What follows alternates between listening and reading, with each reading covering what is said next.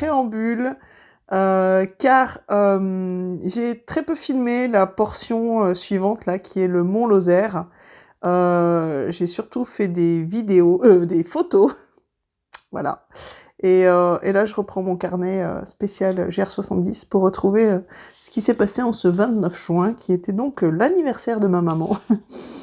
Et donc, j'ai quitté le Blémard, le camping du Blémard,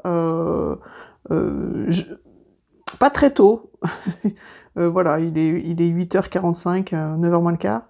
Fred, qui s'occupe du camping, m'a fait vider mon sac au maximum parce que j'avais réservé en fait la malle postale. Fred m'avait dit ah, tu vas pas monter avec toutes tes affaires de nuit au Mont Lozère, laisse tout à la malle postale, ce sera moins lourd, tu vas mieux en profiter. Bon, et il avait entièrement raison.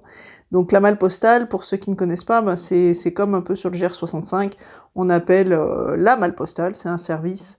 Ça se fait très facilement en fait. Genre, je crois que j'ai appelé, puis ensuite ils vous envoient un mail, vous pouvez payer en ligne avec votre carte bancaire.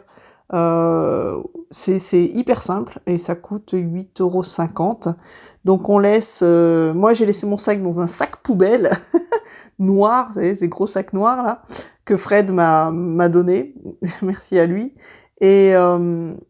Et donc, la malle postale vient chercher votre sac et vous l'amène à votre prochaine destination. Et moi, ma prochaine destination, c'était le camping naturel du Finiel. Et j'y reviendrai. Donc, là, je suis partie tranquille à 9h moins le quart. J'ai grimpé. C'était super beau. Il faisait malheureusement pas très beau ce jour-là, mais c'était entre brouillard et bruine. Voilà, j'ai eu que quelques gouttes, donc vous verrez sur les photos, j'ai mis mon poncho en plus de ma doudoune, parce que pas qu'il faisait froid, mais il y avait du vent et puis cette espèce d'humidité ambiante. Mais c'était chouette parce que c'était dégagé, vous voyez, les nuages étaient bas, mais je voyais quand même à l'horizon, donc ça c'était vraiment bien. Le Mont Lozère, on se croirait en Écosse ou en Irlande.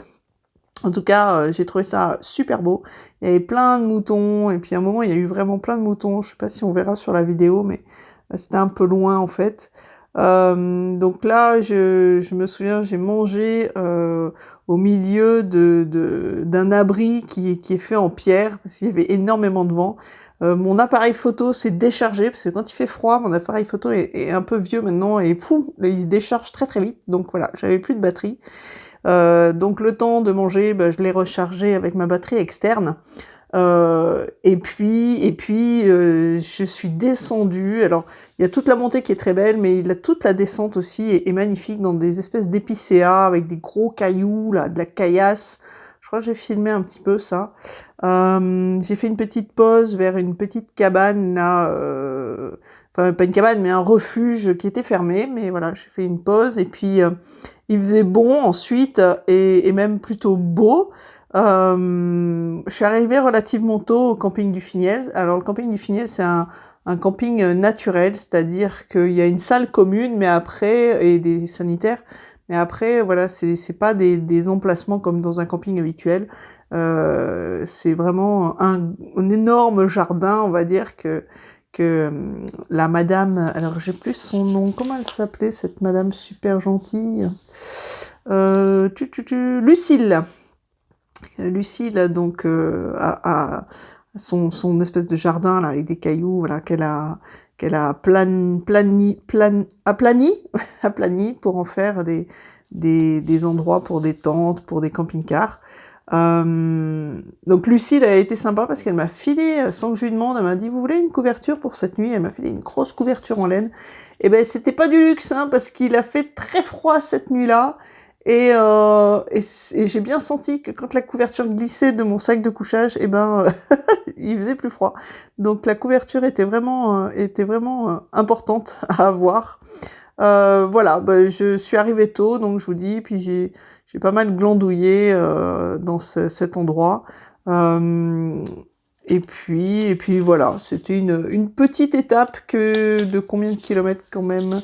J'avais fait 18 kilomètres, environ 18 kilomètres, ce jour-là.